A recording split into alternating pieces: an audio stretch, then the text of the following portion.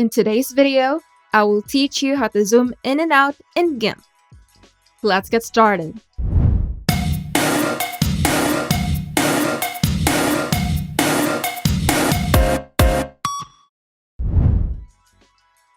Mastering the art of digital editing requires a seamless familiarity with your chosen tools, especially when it comes to essential tasks like zooming in and out in Gimp.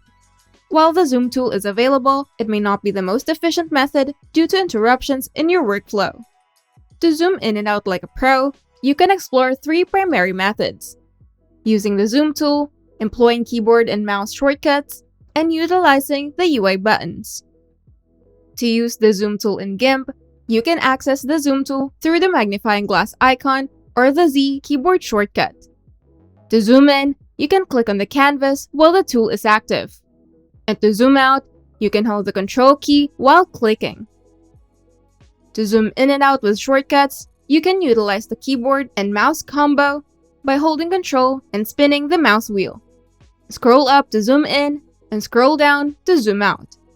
For position, you can hold the Alt key instead of Control key while scrolling, or hold the Shift key for horizontal scrolling. For keyboard-only zooming, you can hold the Control key and press the plus button to zoom in, and hold the Control key, then press the minus key to zoom out. And make sure to hold the Shift key while using the keys beside the number row. Alternatively, you can use the plus and minus keys on the number pad for zooming.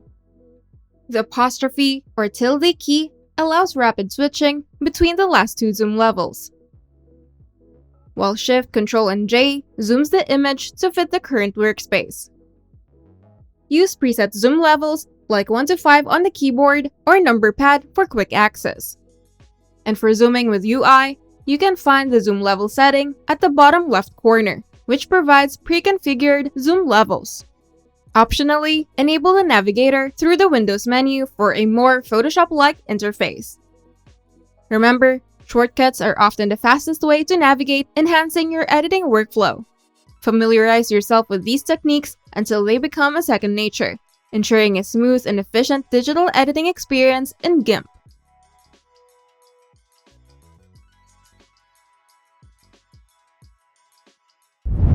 If you find this video helpful, make sure to leave a like and subscribe. And if you want to see more tutorials, turn on the notification bell to get notified whenever we upload new videos.